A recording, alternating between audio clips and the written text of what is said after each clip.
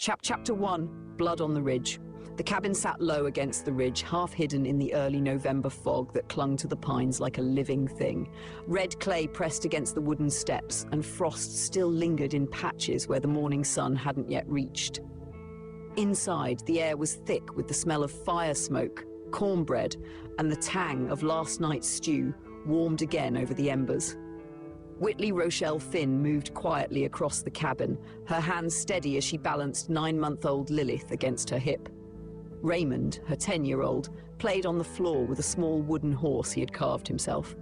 The boy's tongue peeked between his teeth as he tried to whittle the head into shape, muttering in the family's private tongue, a mix of Cherokee, Irish Gaelic and Blackfoot that no outsider could hope to understand. "Raymond," Whitley said softly, though her tone carried that edge of authority only a mother could wield. "Don't cut your hand off before breakfast." "I ain't cutting, Ma," Raymond replied, grinning despite the shavings clinging to his hair. "Just making the horse's head, more horse-like." Whitley shook her head, shifting Lilith to her other hip. "Looks like a potato," she said, her voice softening as the baby reached for a stray lock of her hair. "Potato horse, then?" Raymond said with a shrug, undeterred. Whitley exhaled and went to stir the stew, her boots scraping lightly against the floor. She hummed a tune in their mixed tongue, the words a jumble of syllables no one outside the family could understand. It was a song of protection, of old stories, of the land they had inherited and the blood that ran through them. Even as her hands worked, she could feel it. The quiet tension that always lingered over the ridge, the sense that something was out there, watching, waiting. Far to the south, the wagon creaked along the muddy road that led into Briar Ridge. Matthew Finn sat tall, his hands steady on the reins. A half-smoked, hand-rolled cigarette rested in the corner of his mouth, tucked safely in the brass case in his jacket pocket, a blend of his own growing, dried and rolled with care. Behind him, Matthew Finn Jr. adjusted his satchel, checking the letters he carried. Saoirse Forrest Finn leaned slightly over the side, watching towns stir awake. She counted the roofs, the chimneys, the wagons unloading supplies, merchants yelling prices and drunks already stumbling from the saloons. Her dark hair braided tightly to keep the chill off her neck, her eyes sharp and alert, but the edge of anticipation that lived in her stomach betrayed her. She wanted to see him, the boy she wasn't supposed to like. "Matthew Jr. at the post office." Matthew Jr. hopped down first, his boots crunching over the frozen mud. The post office was small, with wooden floors and a counter scarred from decades of letters and ledgers. He approached the clerk, sliding a handwritten letter across the counter. "Morning, Mr. Buckley. Any news?" The clerk's grey eyes flicked over him. "Nothing yet, Matthew. Ain't been a response. You're expecting her?" Matthew Jr. nodded, trying to hide his eagerness. "Creole girl, from Savannah," Buckley nodded knowingly. "Patience, boy. Patience and a steady hand. That's all anyone's got in this world anyway." Matthew Jr. tucked the letter into his satchel and stepped back out into the crisp air. The red clay and frost crunched beneath his boots as he rejoined his father and sister. Saoirse's secret. Saoirse lingered behind the wagon as Matthew and Junior checked the supplies at the general store. Her heart thumped as she slipped down the alley behind the market stalls, moving toward the boy she had seen earlier. He was waiting near a stack of firewood, hat low over his eyes, hands stuffed into his coat pockets, posture relaxed, but alert. "Don't let your father see you," she murmured. "Wouldn't dream of it," he replied, smirk tugging at the corner of his mouth.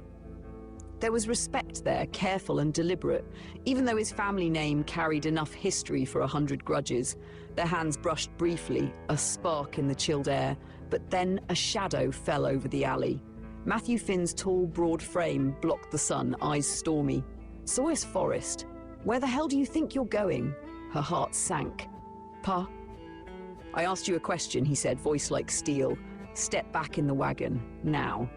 The boy stepped back politely, eyes down. "Sir, I would never disrespect your daughter or your family, I promise."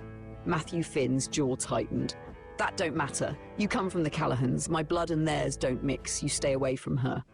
Saoirse's cheeks burned, but she didn't protest. Not here. Not now.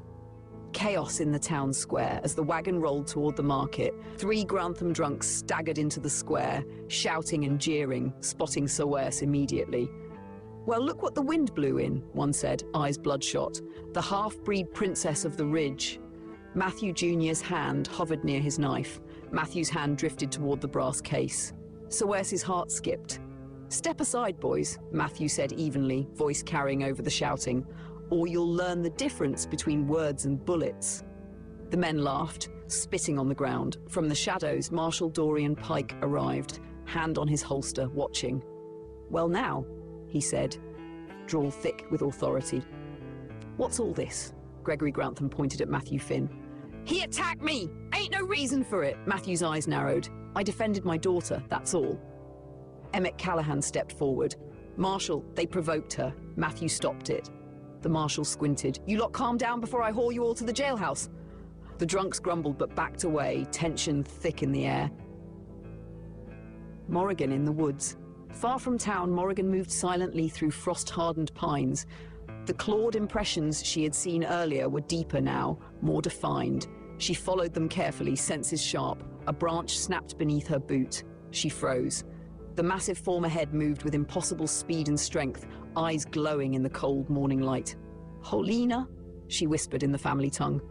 It's real. The creature emerged fully, fur-matted, massive and alive with power. Morrigan's pulse raced. The hunt had become the hunted. Return to the ridge. The wagon left town, the chaos behind them. Matthew Finn lit a cigarette from his brass case, inhaling deeply. Saoirse leaned back, frustrated and exhilarated. Matthew Jr. clutched the letter from his Creole girl, fragile against the wild, dangerous world around him. The ridge awaited. The cabin, the family, the woods, they all waited. And Morrigan's discovery promised a threat beyond human danger.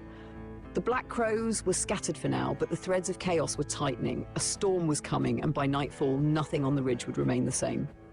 End of Chapter 1.